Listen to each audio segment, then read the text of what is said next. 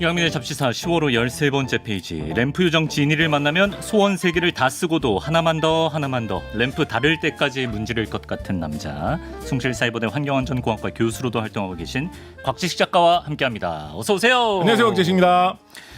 자, 오늘의 주제는 다름 아닌 소원을 이루어준다는 요술램프 지니 이야기를 해보도록 하겠습니다. 예, 최근에 이제 OTT 드라마 중에 김우빈 배우가 이 지니 역할을 맡아가지고 이제 드라마 반응도 굉장히 좋고요. 네. 김은숙 작가님이시던가요?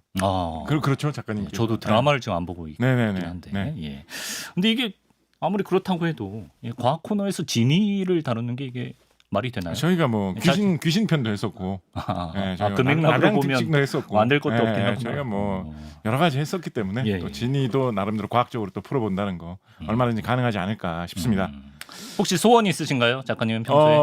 가령 뭐 스웨덴 공주님을 만난다든지 뭐 이런 소원이 있으세요? 저희 진짜 스웨덴 대사님이나 스웨덴 공주님이 10월 중순에 오셨다 가셨죠. 며칠 전에 왔다 가셨어요. 네, 그래서 스웨덴 공주님이나 아니면 스웨덴 이 구강폐하님과 함께 뭔가 이렇게 우리 잡지사 에피소드를 하나를 할 수 있다면 그것이 저의 소원이지 않겠느냐라고 좀 말씀을 한번 드려보고 싶습니다. 저도 그 소원을 갖고 있고 제 또 다른 소원이 하나 있다면 지금이 청취율 조사 기간이거든요. 그렇군요. 그래서 많은 분들이 02로 시작하는 번호 전화 잘 받으시고 이강민의 잡지사를 또박또박 응답해 주셨으면 하는 그런 소원이 있습니다.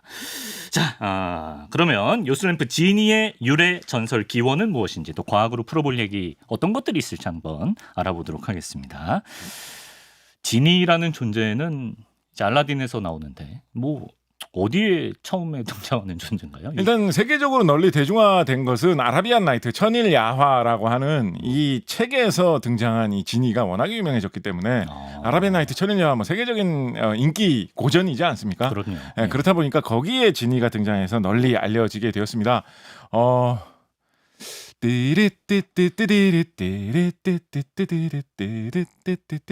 하는 이런 주제곡 음악으로 유명한 I Dream of Genie인가 하는 그런 미국 시트콤이 옛날에 한번 유행했었던 적이 있죠. 퀴즈쇼 같은 거 아닌가? 아니에요. 뭐 자기 아내가 사실은 뭐 그런 여러 배경음악으로 많이 사용됐어요. 그게 음악이 유명해가지고 이게 제목이 I Dream of Genie. 아마 그럴 겁니다. 그래서 주인공이 그냥 평범한 미국의 남편인데 자기 부인이 사실은 정체를 숨긴 그런 여러 가지 마법을 부릴 수 있는 지니다 뭐 해가지고 벌어지는 그런 시트콤 뭐 이런 게 미국에서 텔레비전 황금기에 유행을 해가지고 뭐 인기가 있었고 했었는데 그런 식으로 온갖 세계 여러 곳에 심지어 이제 우리나라 드라마에도 이렇게 퍼졌을 만큼 이 아라비안 나이트 천일야화 유행과 함께 퍼지게 되었습니다. 아라비안 나이트는 이 아랍권 이슬람권에서 굉장히 유행하던 그런 전설들을 모아놓은 거대한 책을 나름대로 번역을 해가지고 유럽에서 소개된 것이 다시 이제 퍼져나간 것인데요. 크게 보면 앙투안 갈란이 프랑스에서 번역한 버전하고 리처드 버턴이라는 사람이 영국에서 번역한 버전이 있습니다. 그 중에서 영국에서 번역한 영어 버전이 아무래도 영어다 보니까 좀 더 많이 퍼졌어요. 그리고 이분이 이거를 좀 더 팔려고 좀 더 노력하신 그런 면도 있고 이분이 좀 더 뭐랄까요, 좀 인기 스타처럼 인기 작가 모험가 이런 식으로 활동한 것도 있어가지고 영어판이 좀 더 많이 퍼져 있는데 우리가 이런 아라비안 나이트에 나오는 이야기다 소재다라고 하면서 흔히 익숙한 것 중에서 들어보면 앙투안 갈란 버전의 프랑스에서 소개된 버전의 이야기도 꽤나 나와 있는 게 있습니다. 그래서 아라비안 나이트는 그 뿌리는 이슬람권 아라비아에서 출발한 거지만 그거가 퍼져나간 거는 영국 프랑스 두 나라의 작가들, 번역가들의 눈을 타고 좀 퍼져나간 그런 한 번 이렇게 어떻게 보면 좀 거쳤다 번안된 약간 그런 느낌이 있습니다. 그 세라자데라고 하는 그러니까 세이라자데? 저는 이런 거 너무 재밌는데요. 아라비안 나이트가 이 세이라자데라고 하는 어떤 새롭게 왕비가 된 사람이 그 자기의 남편인 왕이 자신을 다음날 아침이 밝아오면 처형을 하려고 하기 때문에 맞다. 밤새도록 이야기를 들려주는데 그 이야기가 너무 재밌기 때문에 처형을 안 하고 다음 이어지는 이야기도 계속 듣자라고 해서 생각해보면 진짜 얼마나 숨막힙니까 이야기하면서. 그래서 그런 식으로 하루하루 미루다 보니까 천일 야화가 1001에서 1이 날짜라는 뜻이 아니라 1001 숫자 1001입니다. 그래서 1001일 동안에 그러니까 1001밤 동안에 계속해서 진행되는 이야기로 흘러가는 그런 내용이다라고 해서 1001 야화. 그래서 Thousand Nights and One Night 뭐 이런 식으로도 번역하죠. 1001이었구나. 네, 숫자 1001입니다. 그렇구나. 예, 그렇습니다. 예. 근데 이제 이게 신기하고 재밌는 게 뭐냐면 이거는 뭐 사실 딱 굳이 따지자면 재밌는 건데 이거를 엄밀하게 분석을 해보면 이 왕이나 공주가 어디 출신의 누구고 뭐 이런 식으로 뭐 이야기가 이어지거든요. 근데 이제 처음에 도입 부분에 특히 이제 리처드 버튼판 기준으로 보면 영국판. 제일 처음에 이 이야기가 일어나는 그 배경은 이 제목이 아라비안 나이트인데 페르시아예요. 페르시아. 페르시아는 엄밀하게 말하면 같은 이슬람권이긴 하지만 아라비아가 아니라 그 옆에 있는 이란 지역을 페르시아라고 그렇죠. 하잖아요. 예. 그래서 엄밀하게 따지면 약간 페르시안 나이트인데 사실은 아라비안 나이트가 아니라 그 페르시아에서 세이라자드가 이야기를 하면서 아라비아와 이슬람권 전체에 걸친 이야기를 많이 하기 때문에 아라비안 나이트가 돼버린 거죠. 그리고 그 영국 사람들, 프랑스 사람들이 보기에 아라비아잖아. 이렇게 이슬람권의 중심지 메카 뭐 이런데 바그다드 이런 데가 아랍권 근처에 있으니까 뭐 그런 식으로 된 거고 사실은 이 말하는 사람들은 페르시아 사람들입니다. 이야기를 들려주는 사람들은. 그렇군요. 근데 더 이상한 건 뭐냐면 네. 이거 리처드 버튼판 기준으로 굳이 따져보면 네. 그러니까 세이라자드가 하는 이야기의 무대는 이 아라비아와 이슬람 문명권의 전성기인 비교적 후대의 시기거든요. 중세 시대, 중세 후기 이럴 때거든요. 10세기, 11세기까지 그런 이야기인데 이 이야기를 하는 세이라자드 이 사람들의 시대는 그러니까 뭐 액자 구조 이런 식으로 문학적으로 설명을 한다면 액자 내부의 시대는 이슬람권의 정선기인데 액자 밖의 시대는 아직 그 시대가 오기 전이거든요. 그래서 세이라자드는 말하자면 미래를 배경으로 하는 이야기를 하고 있는 거예요. 무슨 말씀인지 아시겠어요? 예. 그러니까 우리나라로 말하자면 신라 시대의 공주가 이야기를 하고 있는데 네. 이런 재미난 이야기들이 있습니다. 막 이야기를 하는데 그 이야기가 조선 시대 이야기들이 막 나오는 그런 건 거예요. 그렇구나. 그래서 굳이 따져보자면 아라비안 나이트는 미래의 이야기를 하는 약간 SF 같은 그런 내용이기도 합니다. 미래에 이런 신비로운 일들이 펼쳐지는 그런 이야기를 하는 거라고도 굳이 붙여볼 수는 있습니다. 네네. 그래서 그런 이야기 속에서 자주 나오는 소재로 원래는 진이라는 말보다는 이 아랍권에서는 진이라고 불렀습니다. 그냥 진. 약간 BTS처럼 진이라고 불렀습니다. 예. 근데 그게 이제 말이 프랑스, 영국 이런 데 돌아다니면서 약간 변형돼 가지고 좀 더 부르기 편하고 아마 프랑스어인가 이런 유럽 어권에서 진이라는 발음이 같은 말이 요정 이런 뜻으로 좀 사용되는 그런 게 있었을 거예요. 예. 그러다 보니까 이 발음도 어감도 비슷하다 보니까 진이라는 말을 좀 변해서 진이라는 말로 더 많이 유통되게 된 거죠. 네. 원래 진이라는 것은 어떤 특정한 하나가 정해져 있는 게 아니라 아마도 현대에 추측하기로는 뭐 여러 가지 설은 있고 진이라는 것의 형태가 되게 다양합니다만 아마도 각종 잡신들을 뭉뚱그려서 부르는 말로 좀 이해되는 그런 측면이 있습니다. 포괄적인 개념이다. 네, 그런데 이 이슬람교라는 거는 이제 뭐 이슬람교 경전 중에는 구약 성경도 들어있고 약간 이런 유일신을 믿는 종교잖아요. 예. 그러니까 뭐 신이 하나지 뭐 딴 신도 있고 뭐 옛날에 이 지역에는 무슨 신도 있었고 이슬람교가 들어오기 전에 아랍권에서 페르시아에서 믿던 여러 가지 딴 신들이 있었을 거 아닙니까?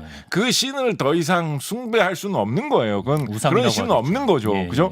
그렇다 보니까 근데 그래도 옛날부터 내려오던 풍습은 있잖아요. 그리고 어떤 동네에는 뭐 저 신이 뭐 8월 달마다 내려와가지고 무슨 이상한 마력을 일으키기 때문에 거기에 폭풍이 분다. 뭐 이런 이야기들은 사람들이 많이 믿고 남아 있었을 거잖아요. 그죠?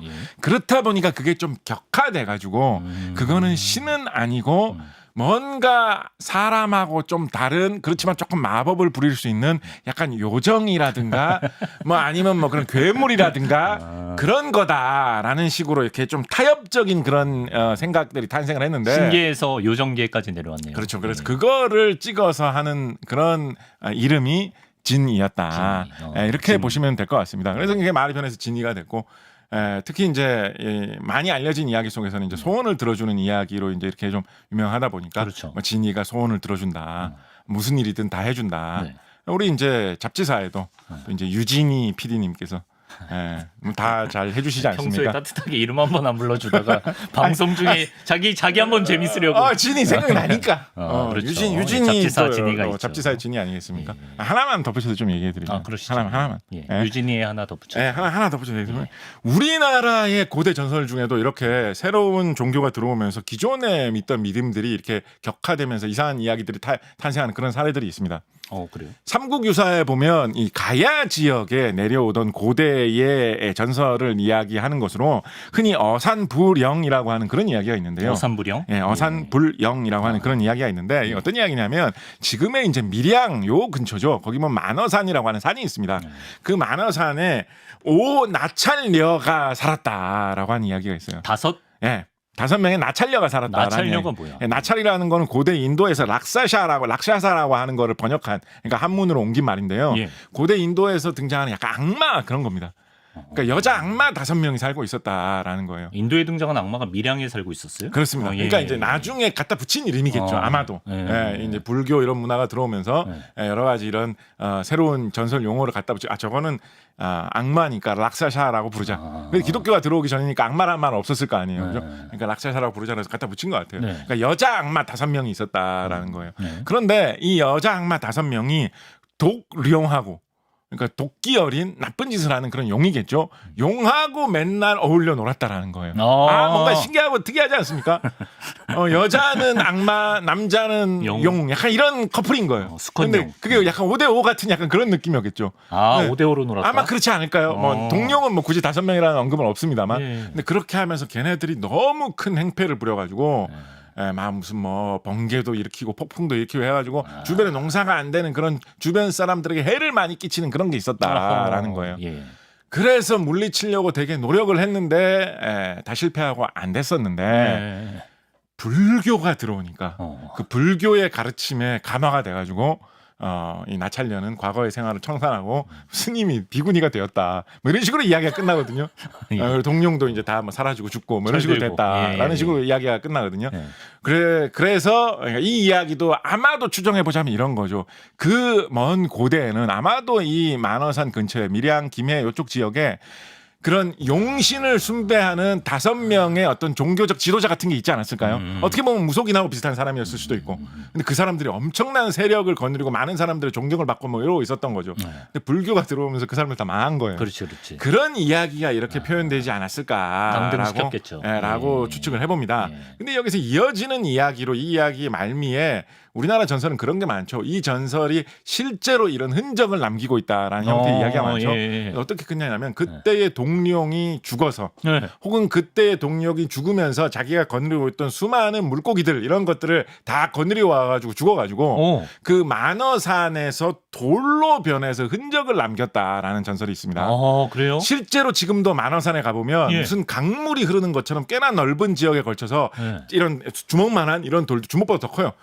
큰 돌들이 끝없이 이렇게 펼쳐져 있는 그런 구역이 있습니다. 그럼 사실이었네. 그러면 돌이 흘러내리듯이. 용이 있었던 게. 그래서 그게 이런 동룡이 변해서 동룡이 부하들과 변해서 생긴 그런 돌이다라는 이야기가 있고요. 거기에다가 추가로 심지어 이 돌은 그런 신비한 돌이기 때문에 일반 돌이 아니라 종석이다. 두들기면 종소리가 난다라는 뭐 그런 전설까지도 있습니다. 두들겨 봤겠죠 사람들이? 그럼 소리가 좀 맑기는 맑아요. 그래 종소리예요? 그런데 그거를 떠나서 이 지역에 진짜로 그런 지형이 있거든요.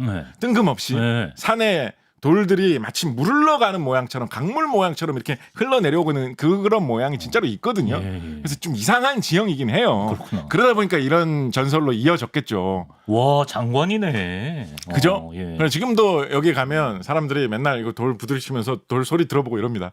어떤 돌은 진짜 맑은 소리가 나기도 해요. 그냥 돌 소리밖에 안 나는 돌도 있긴 있고. 이런 지형이 왜 생겼을까요? 이유가 있으니까 이런 지형이 생겼겠죠. 용이 죽어서. 그건 아닐 거 아니에요. 그건 아닐 거 아니에요. 그죠? 근데 이거 되게 신기한 이야기인데 의외로 별로 안 와. 여기에 가보면, 그러니까 뭐 이런 걸 소개를 해도 이 만어산 지역의 이 지형에 대해서 이야기를 하면서 이게 그 전설을 많이 이야기해요. 삼국유사에 나오는 이 동룡이 변한 만어산 오나찰녀의 이 전설을 많이 이야기하거든요. 근데 진짜로 이게 왜 생겼는지는 좀 이야기를 안 합니다. 왜 생겼지? 근데 진짜로 이게 생긴 이유도 약간 물이 흐를 법한 계곡에 물 대신 돌이 가득. 그래요. 맞아요. 정확하게 보였어요. 이게 이런 비슷한 게 좀 많이 있어서 그 나라 학자들이 이거의 정체를 좀 잘 알고 있는 나라로 대표적인 나라 어딘지 아십니까? 이란인가요? 아니에요. 대표적인 나라 어딘지 아십니까? 스웨덴이에요? 스웨덴. 나 진짜. 무슨 여기까지 나와. 스웨덴의 아비스코 국립공원에 가면 이런 게 꽤 많이 있어요. 그래요? 아비스코 국립공원에 스웨덴에 이런 게 왜 있겠습니까? 스웨덴에만 있는 건 아니에요. 그쪽 지역에 이런 게 꽤 있어요. 근데 북유럽 그쪽도 용이 예전에 살았잖아요. 그럴 리는 없잖아요. 근데 예. 스웨덴 학자들은 진작에 이걸 알았어요. 왜냐하면 예. 이런 지형이 이미 생기고 있는 구간도 있거든요. 왜 이게 왜 생겨요? 생겼냐면 말해주세요. 이게 너무 재밌는 이야기예요. 왜죠? 먼 옛날에 우리나라는 먼 옛날이고 스웨덴은 지금도 있고 빙하가 생기면 네. 빙하의 이 거대한 얼음덩이는 수십 미터, 수백 미터, 수천 미터의 두께에 달하는 아주 큰 얼음덩이잖아요. 그렇죠. 그런데 그게 천천히 내려오거든요. 예. 그럼 그게 천천히 이렇게 무르듯이 그 엄청난 얼음덩어리, 눈덩어리가 내려오면서 돌을 부수면서 돌을 끌고 계속 내려옵니다. 그러면 저런 모양이 생기는 거예요. 그런데 스웨덴은 아직도 북극 근처에 이 지형이 남아 있어서 이게 생기는 과정이 보이지만 예. 우리나라는 빙하기가 끝난 다음에 그 얼음덩어리는 다 녹아서 없어졌잖아요. 그러니까 그 얼음덩어리 빙하는 온데간데 사라진 데가 없고 그렇지. 저 흔적만 남아 있는 거예요. 그 끌려오던 돌들만. 그래서 지금도 저게 만어산 암괴류인가라고 해가지고 천연기념물로 지정돼 있습니다. 야. 우리나라에서 찾아보기 힘든 빙하 시대의 흔적이에요. 예. 그러니까 옛날 사람들은 빙하기 이런 거 상상 못했을 거 아니에요. 그럼요.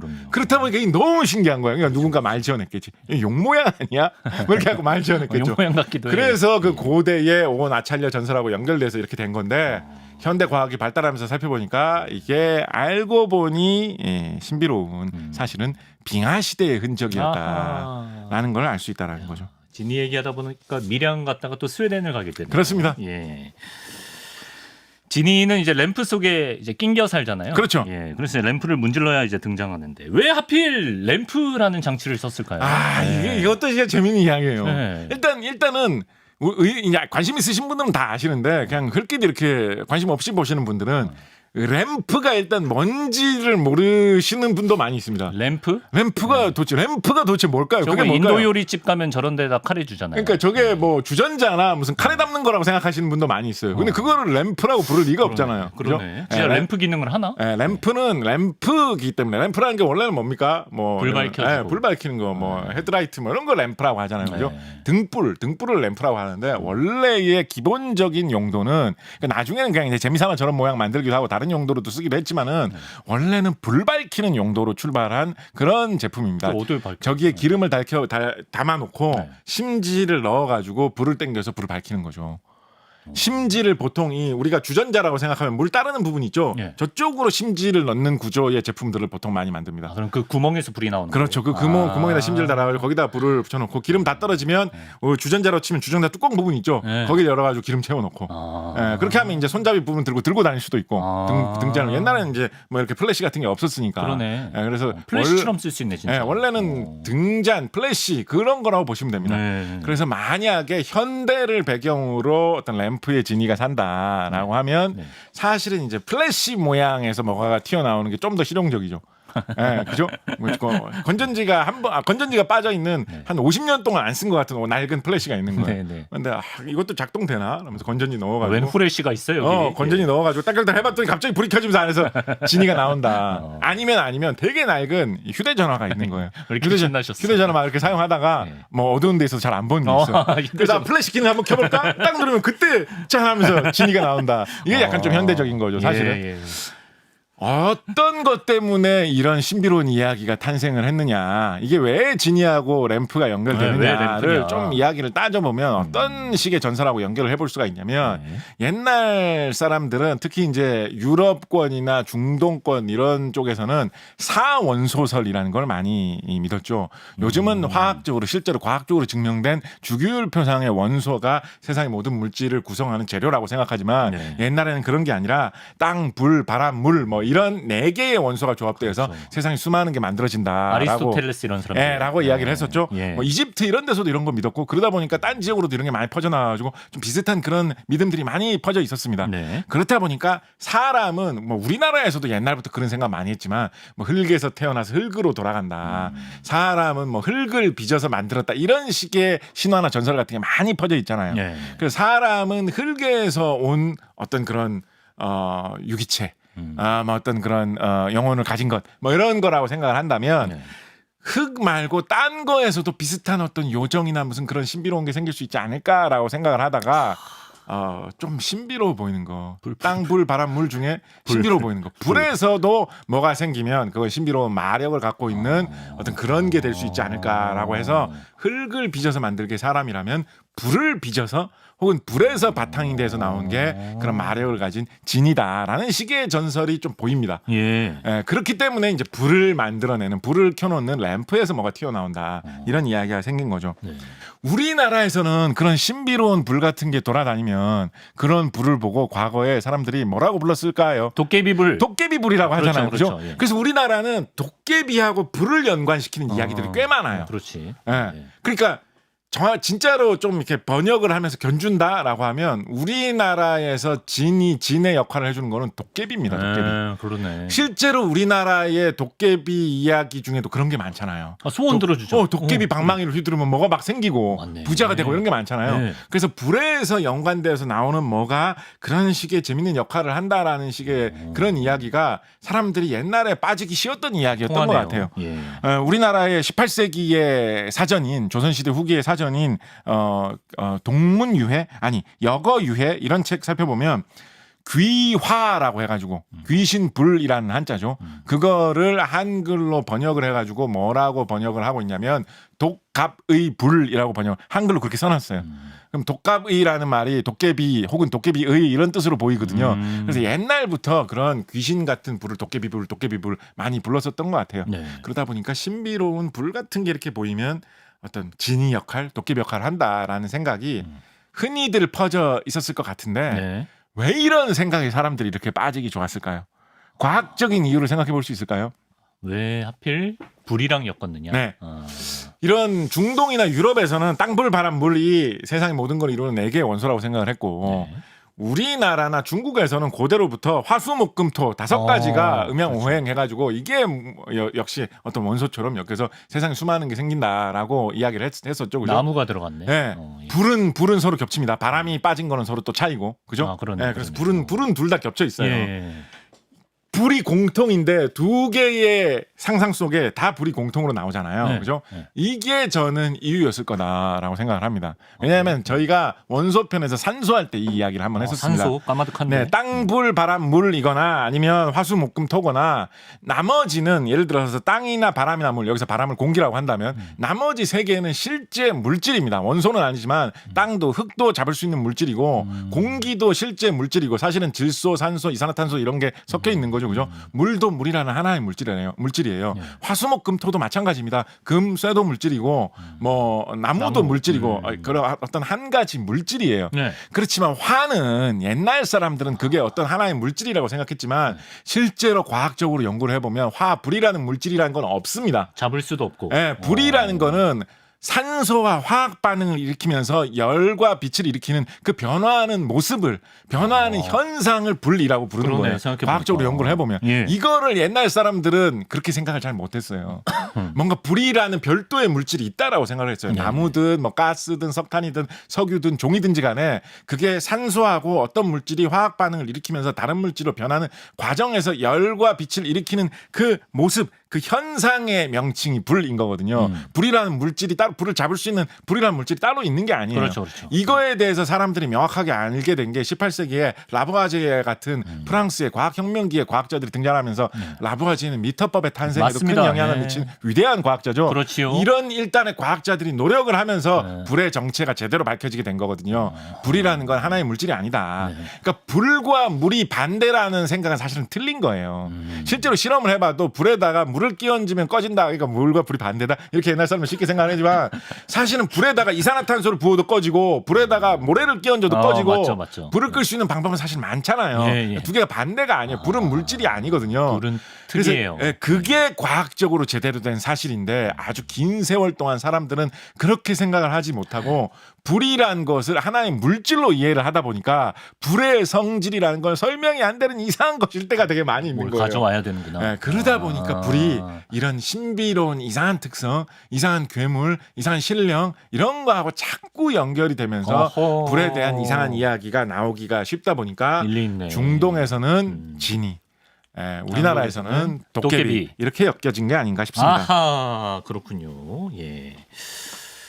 신기루 얘기 한번 해볼까요? 신기루. 네, 신기루. 신기루. 신기루. 사막에서 신기루 본 사람처럼 진짜 얘기하신. 사막에서 신기루를 본다고 하지 않습니까? 진이도 혹시 뭐 그쪽 살던 사람들이 신기루처럼 뭔가를 봤기 때문에 그랬을지 않았을까? 그렇습니다. 그런 학설도 꽤나 있습니다. 그래요? 이런 예. 진이 이야기가 왜 이렇게 많이 퍼졌느냐. 네. 특히 좀 개성적이고 재미난 이야기들이 아라비안 나이트에 보면 많이 나오잖아요. 네. 이런 이야기들이 이 지역 사람들은 왜 이렇게 많이 좀 빠져들었느냐. 이런 거를 이야기를 할 때 사막에는 신기루라는 현상이 잘 보이니까 신기루라는 거는 과학적으로 설명을 해보면 왜 생겨요? 네. 열기가 있는 그 공기 속에서 공기의 그 특징이 서로 다른 층으로 이렇게 좀 나뉘어질 때 네. 사실은 생각을 해보면 우리가 태양에서 빛이 와가지고 그 빛 때문에 우리가 어떤 물체를 본다라고 하지만 빛이 아무것도 없는 허공을 지나가는 게 아니라 엄밀하게 생각을 해보면 공기를 계속 이렇게 지나오고 있습니다. 그죠? 그렇죠. 공기를 이루고 있는 산소 원자, 뭐 질소 원자 이런 거를 계속 이렇게 피해 가면서 혹은 통과해 가면서 저 먼 1억 5천만 킬로미터 떨어진 태양빛이 지구에 이 수백 킬로가 되는 이 공기를 뚫고 들어와 가지고 우리에게 뭔가를 보여주는 거거든요. 그러니까 공기의 어떤 온도층이나 이런 습도의 차이 이런 것 때문에 공기층이 정확하게 좀 특이한 모양으로 나뉘게 되면 거기에 빛이 들어오면서 빛이 좀 잘못 꺾일 수가 있어요. 예. 그러다 보면 멀리 있는 물체가 우리가 보는 그 직선 방향에서 보이지가 않고 다른 곳에 있는 물체가 보이게 되는 수가 생깁니다. 예. 빛이 일직선으로 안 오면서 꺾여서 들어오게 되면서 그래서 진짜 제일 좀 영화 같은데 만화 같은데 많이 나오는 걸로는 오아시스가 저쪽 방향에 좀 멀리 떨어지는 곳에 있는데 다른 쪽 방향에 되게 가까이에 있는 것처럼 맞죠. 딱 예. 이렇게 하늘에 떠 있는 것처럼 보이게 될 때가 예. 있는 거죠. 예. 그래서 그런 현상이 사막에서는 그 특유의 열기 때문에 왕왕 생기는데 아지랑이도 같은 원리인가요? 아지랑이도 비슷하긴 한데 신기루가 생기는 거하고는 조금 달라요. 다른 방식입니다. 예. 신기루는 더 확실하게 이렇게 빛이 꺾여줘서 눈에 들어오는 그 각도로 딱 꺾여줘야 되거든요. 네. 그래서 그거를 이제 신기루라고 부르고 그런 게 많이 보이다 보니까 이상한 게 갑자기 거대한 궁전이나 도시 같은 게 딱 생겼다가 어느 순간 갑자기 사라지기도 하고 그러다 보니까 그런 신비로운 마력을 가진 뭔가 나타났다 사라졌다 하는 이야기 속에서 네. 이런 진이 이야기가 더 풍부하게 생겼다라고 볼 수가 있을 겁니다. 네. 그런데 이제 여기서 재밌는 게 뭐냐면 신기루라고 하잖아요. 우리가 신기루라고 하잖아요. 신기루가 한자어거든요. 무슨 뜻이죠? 무슨 뜻일까요? 루는 가루할 때 루인가? 아니야, 가루 우리말. 전혀. 예. 조금도 비슷하지 않았어요. 일단 착각하시는 게 뭐냐면 신기할 때 신기루 할 때 이 신기가 신기하다 할 때 신기하고 다른 신기입니다. 일단 신자가 놀라운 신자입니다. 귀신 신장 전혀 아닙니다. 이거를 아시는 분은 이 이야기에 이런 거에 관심이 있으신 분들만 이건 아세요. 무슨 신자? 뭐 어떤 이런 한국의 고전이라든가 옛날 사람들의 믿음 이런 거에 관심이 있으신 분들은 아시는데 관심 없으신 분들은 신기루라 미라지 뭐 이런 식으로 하죠. 영어로는 그거를 왜 신기루라고 우리나라에서는 하는지 몰라요. 신기루. 일단 이거부터 한번 파고 들어볼까요? 우리나라에서도 신기루 현상을 볼 수 있는 곳들이 있긴 있습니다. 아 그래요? 네, 우리나라에서는 일상적까지는 아니지만 그래도 간혹 신기루가 보이면 어느 쪽에서 좀 보이느냐면 저기 태안 사구 그쪽이 그나마 사막 같잖아요. 네, 사막 때문에 우리나라에서는 보이는 그래요? 거 아니에요. 근데 아니에요. 서해안에서 보이는 수가 있어요. 아닌 게 그래요? 아니라. 왜죠? 아닌 게 아니라 보이는 수가 있어요. 우리나라에서는 그렇게 넓게 펼쳐진 딴 게 없을 만한 평평한 지역에서 그런 기온이 특이하게 나타날 수 있는 그런 지형이 일단 우리나라는 넓게 펼쳐진 평탄한 지형 자체가 별로 없잖아요. 그렇죠. 그러니까 그런 게 나타날 수 있는 지역이 우리나라에 잘 없거든요. 네. 그렇지만은 평평한 거를 우리나라에서 보려면 이쪽을 보면 우리나라에서 많이 볼 수 있죠. 바로 바다 방향입니다. 그래서 우리나라에는 바다 쪽에 신기루가 보이는 수가 간혹 있어요. 물 위로요? 네, 물 위로. 넓게 펼쳐진 사막의 신기루가 떠오르는 게 아니라 바다의 신기루가 사막에서 보이는 것보다 좀 덜 나오죠, 당연히. 근데 우리나라에는 날씨가 어떤 절묘할 때 이럴 때 바다의 신기루가 보이는 수가 생깁니다. 바다에서 궁전 봤다거나 이런 사람은 못 본 것 같은데. 근데 좋은 아이디어예요. 가끔 가다가 그런 게 보이는 수가 있습니다. 그래요? 그러니까 궁전처럼 명확하게 보이는 경우는 없고 바다 저 위에 섬 같은 게 떠 있는 모양 같은 게 보일 때가 생깁니다. 우와, 보고 그러다가 싶다, 얼마 안 있다 그게 사라지는 거예요. 가끔가다 사진 찍혀서 이게 나오는 수 있을걸요. 그런 게 가끔 생깁니다. 사진이 찍힐 수 있겠지. 그래서 신기루의 신자가 무슨 신자인지 아십니까? 잠깐만. 큰 조개라는 뜻이에요. 큰 조개. 진짜. 그래서 옛날 생각도 못했다, 사람들은 그러니까 중국에서부터 생긴 말이에요. 조개? 중국에서도 신기루를 합니다. 이거를. 예. 거대한 바다 조개가 어떤 그런 용 같은 신비의 마력을 가진 바다 조개가 기운을 내뿜으면 바다의 허공에 누각 같은 게 보이는 수가 있다라고 해서 그거를 신기루라고 불렀던 겁니다. 다른 말로는 해시라고 부르기도 했어요. 바다에 도시 같은 게 시장 같은 게 갑자기 생겼다가 사라질 때가 있다. 야. 그래서 우리나라에서는 신기루 해시라는 말이 쓰이는 그 이유가 우리나라에서는 가끔 바다에 그게 보일 때가 있기 때문입니다. 기랑 루는 뭔데요? 기운의 기, 루는 누각의 루입니다. 누각의 루. 네, 그렇습니다. 예. 자, 그런데 이거 참. 근데 그런데 네. 저는 이거를 보고 제가 한 10년 동안 갖고 있던 의문이 이 기록을 접하고 풀려가지고 진짜 짜릿해졌던 적이 있는데. 그래요. 예. 네.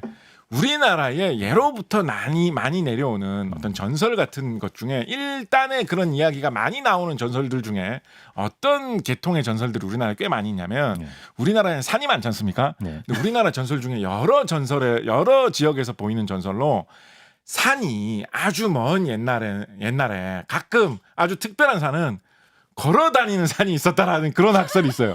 예? 움직이는 산.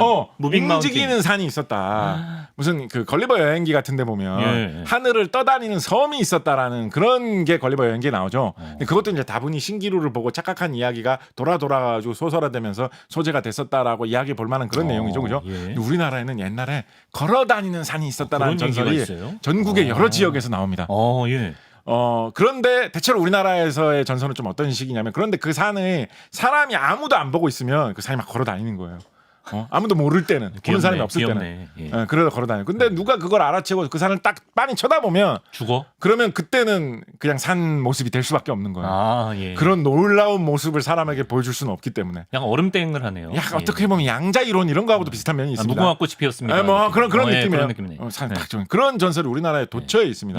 제일 잘 알려진 전설로는 설악산의 울산바위 전설이 사실은 울산에서 걸어온 바위가 거기에 멈춰서 울산바위가 됐다, 설악산이 되었다라는 그런 전설이 있는데 근데 그거는 좀 사실은 그게 제일 유명하긴 한데 그거는 좀 정통적인 건 아니에요. 왜냐하면 원래 울산바위는 그 지명 울산하고는 상관없이 울타리 모양의 산이다라고 해서 울산바위라는 이름이 붙었던 건데 동음의어라고 나중에 이야기가 갖다 붙은 거라 가지고 그렇기 때문에 요거는 정통 계열은 아닌데 다른 지역에도 이런 전설이 있거든요. 대표적으로 조선 초기에 나온 동국여지승람 같은 책을 보면 지금 전라북도 군산에 가면 공주산이라는 산이 있습니다. 근데 이 전라북도 군산에 있는 공주산이 사실은 공주에서 산이 걸어왔다가 군산 지역에 가고 있는데 누가 딱 쳐다봐가지고 그 자리에 주저앉아서 공주산이다. 이런 게 조선 초기 기록에도 나오고 지금도 거기를 공주산이라고 불러요. 많이 건너와서 공주에서 군산까지면 열심히 왔어. 그렇죠. 그렇죠. 산이 그렇게 높은 산은 아니에요. 나지막한 그런 언덕 같은 그런 데인데 도대체 이런 전설 우리나라 전국에 도대체 왜 있을까? 이게 신기루처럼 보이는 건가요? 되게 저는 이상하다고 생각을 했거든요. 바다에서 보인다며. 이상하다고 생각을 했거든요. 그런데 조선 후기에 나온 책 중에 북새기략이라고 하는 책이 있습니다. 여기서 의문이 풀리고 짜릿해지는 건가요? 오케이. 북새기략이라고 하는 책이 있어요. 북새기략. 뭐라고 하나요? 어떻게 이렇게 이야기가 맞아들 수가 있을까요?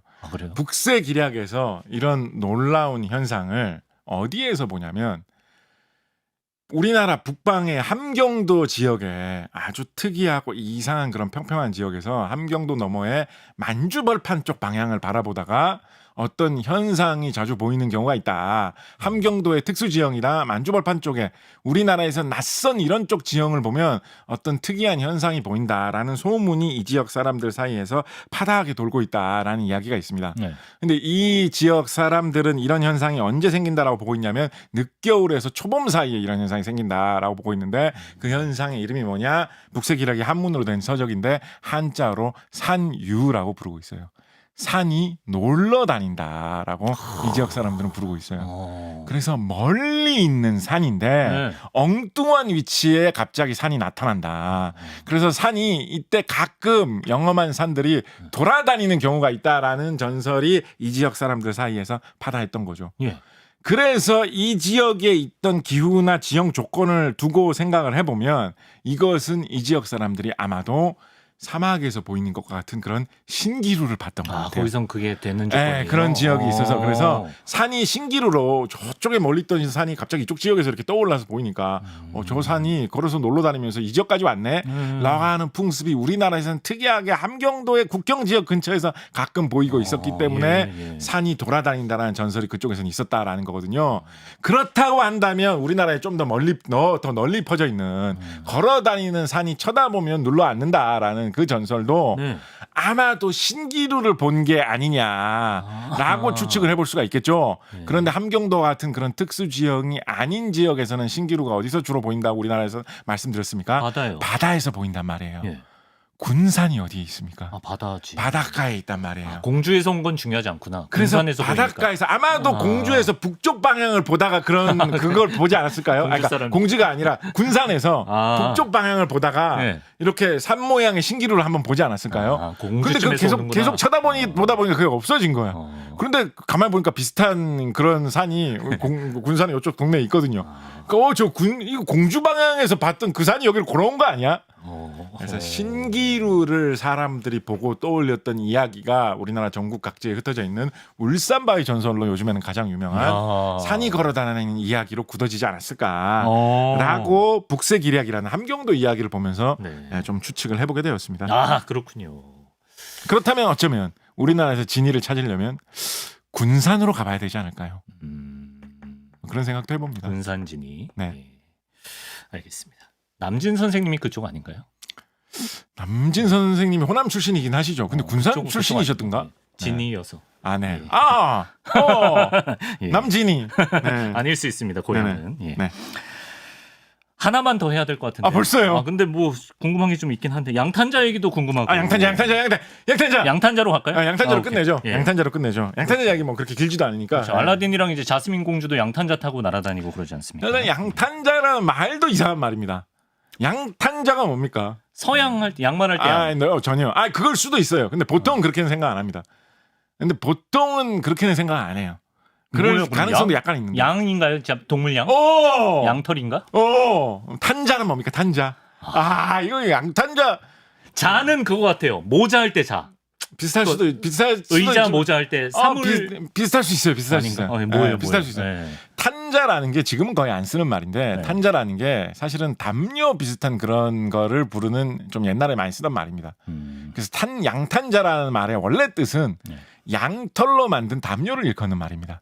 근데 그거를 뭐 담요라는 게 깔아서 깔개로 쓸 수도 있잖아요. 그죠? 네. 그래서 양털로 만든 깔개라는 뜻으로 우리나라에서 쓸 수 있는 말이 양탄자예요. 사실은. 국어사전에서 뜻을 찾아보면. 근데 이제 이 영어권에서 퍼져나간 그런 전설 아라비안 나이트 이야기에서는 이거를 매직 카펫이라고 부르거든요. 그렇죠. 담요보다는 진짜 카펫 느낌이죠. 그래서 예. 카페트를 그냥 번역해서 양탄자가 된 건데 사실 양털인지 아닌지는 사실 중요하지 않죠. 사실은. 양털 재질처럼 안 근데 보이는데. 어떻게 번역하다 보니까 우리나라에서는 이 양탄자로 번역이 됐어요. 그래서 어떻게 보면 조금 특이한 번역이다. 양털이 사실은 핵심은 아닌데. 그러네. 라고 볼 수가 있겠습니다. 예. 이 아라비안 나이트 이야기 속에서 양탄자는 타고 다니면 날아다니는 그런 재질의 그런 기능을 가진 그런 어떤 마법적인 물건이죠. 이런 거를 과학기술이 많이 발달하면 과연 만들어낼 수가 있을까요? 여러 가지로 생각을 해볼 수 있을 것 같습니다. 네, 하늘을 나는 이런 양탄자 비슷한 물건을 좀 만들어 볼 수 있을까요? 일단 하나 생각해 볼 수 있는 거는 양탄자 같은 재질까지는 모르지만 그냥 말하자면 좀 대나무 돗자리 같은 그런 좀 딱딱한 재질의 깔개 정도 되는 거는 엇비슷하게 만들 수 있을 것 그게 같습니다. 더 쉬워요? 비슷한 제품이 좀 만들 수도 있을 것 같고요. 일단은 지금 나와 있는 제품 중에서 하늘로 뭐를 띄어 올리려면 제일 만만하게 특히 이제 양탄자가 날아오르면서 비행기처럼 활주로에서 막 달리다가 떠오르고 이러면 좀 어색하잖아요. 그렇죠. 그 자리에서 바로 떠오를 수 있어야 돼요. 공중부양이 그렇게 떠오르려면 이렇게 헬리콥터처럼 헬리콥터는 그러니까 우리가 앞으로 추진하는 거를 프로펠이라고 그러죠. 그래서 프로펠러는 원래는 엄밀하게 따지면 프로펠러는 돌려서 앞으로 나가게 하는 게 프로펠러입니다.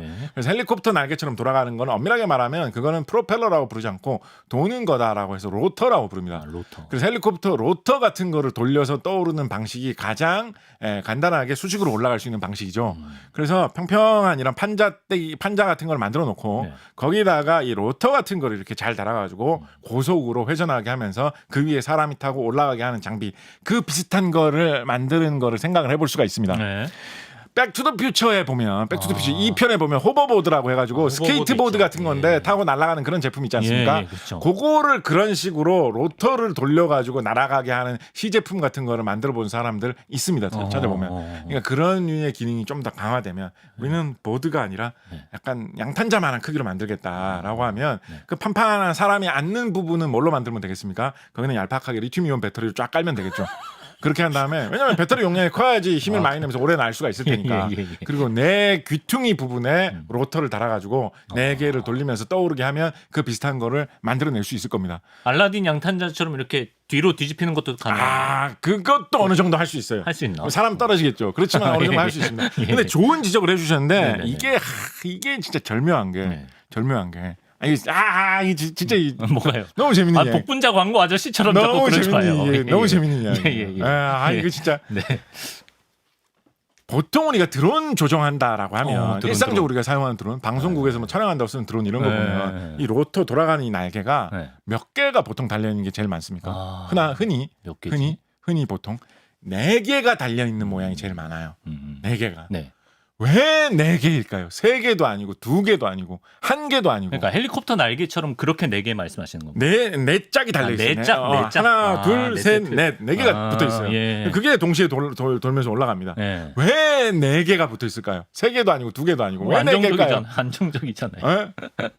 근데 2개로 하면 비행기 날개는 2개인데 왜 3개도 안정적이지 않나? 산발이도 있고 막 이런데 왜 4개일까요? 일단 이게 절묘한 이야기예요. 왜 그러지? 일단 그렇게 날아오르는 거는 1개를 쓰면 안 돼요. 일단은 1개를 쓰면 안 됩니다. 왜요? 하나 고장 날 수 있으니까. 아니요.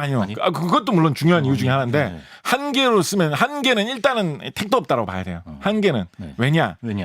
로터를 잡아 돌리면 로터를 돌면서 앉아 있을 때는 그래도 좀 상관없는데 공중으로 떠오르면 로터를 잡아 돌리는 이 돌아가는 힘에 의해서 자동으로 이 로터가 붙여져 있는 본체는 반대로 돌게 돼 있습니다. 이 돌아가는 힘이 한쪽 방향으로 돌다 보니까 붙어 있는 본체는 반대 방향으로 돌게 돼 있어요. 그래서 하나짜리로 날아가면 그 타고 있는 사람이 빙빙빙 돌게 됩니다. 빨리 돌면 빨리 돌수록 골치 아프죠. 그래서 시중에 나와 있는 헬리콥터는 대부분 꼬리 날개가 하나 더 있어요. 돌지 말라고. 아니면 날개가 저기 뭐죠? 우리나라에서 흔히 까모프라고 부르는 러시아에서 들여와가지고 사용하는 그 헬리콥터 같은 경우에는 이 로터가 2짝이 나란히 아래 위로 있습니다. 그래서 서로 반대 방향으로 돌게 돼 있어요.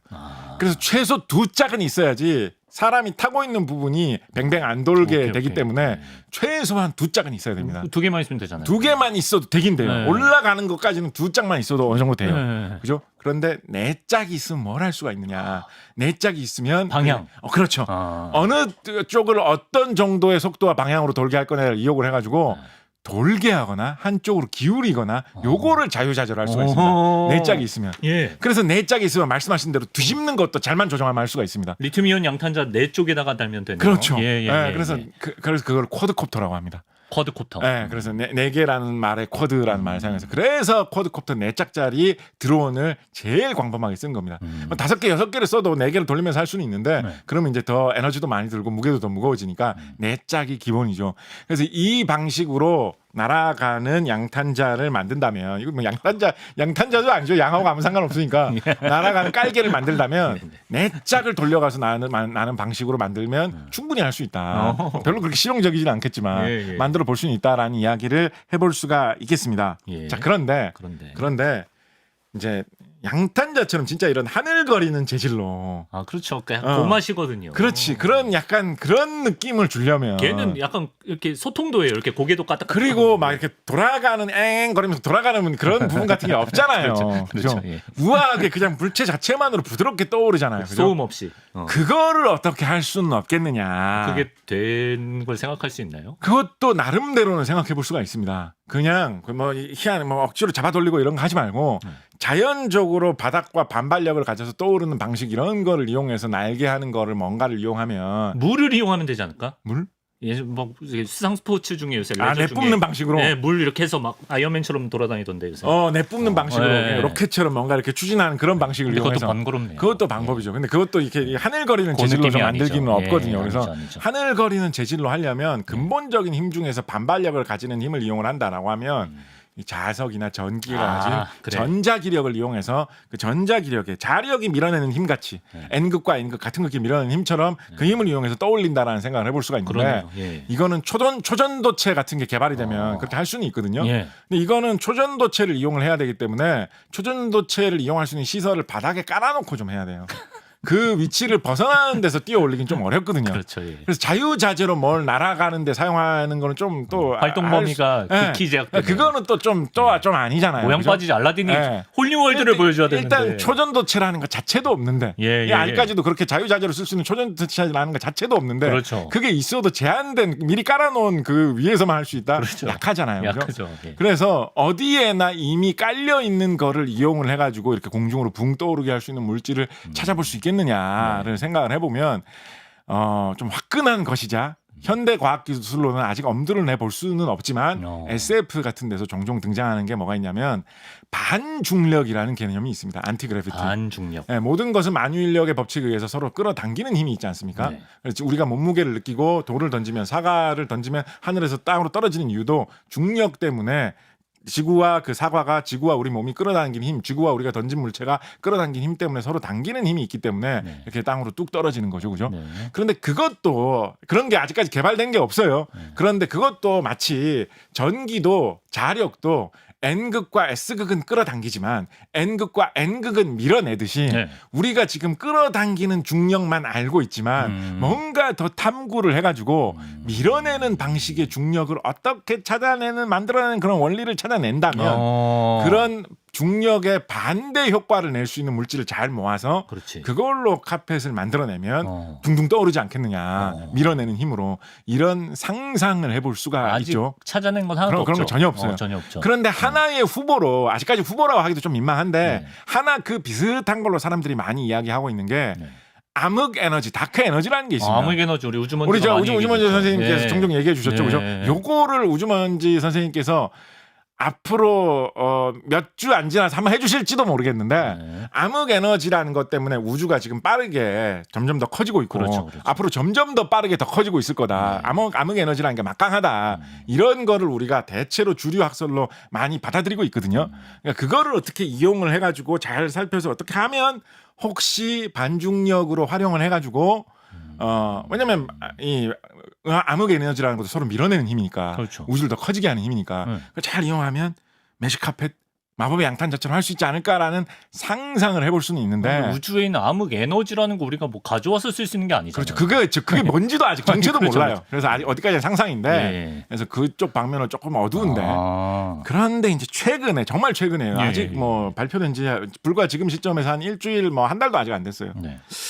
연세대학교의 이용욱 교수님이라는 분이 이분이 이 암흑 에너지 이론에 대해서 네. 조금 이렇게 새로운?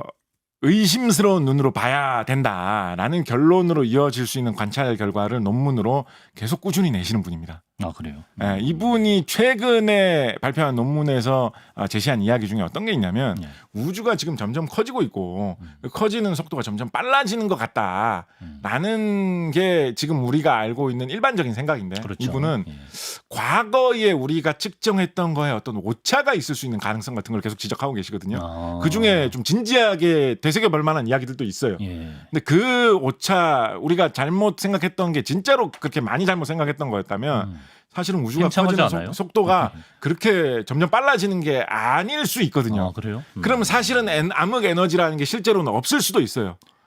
우주먼지도 암흑 에너지라는 게 약간 설명이 안 되는 걸 설명하기 위해서 네. 고안된 느낌이라 그랬거든요. 그렇죠. 예. 그래서 만약에 아직까지는 그런 쪽으로 결론 안 나오고 있습니다. 근데 만약에 과학을 더 연구하다 보면 그런 쪽으로 결론이 좀 뒤집히게 된다면 네. 그러면 마법의 양탄자를 만드는 거는 더욱더 힘들어지겠죠. 뭔가 좀 허무하게 마법의 양탄자가 아닌 예, 예. 그냥 마법의 딱딱한 대나무 대짜리 정도.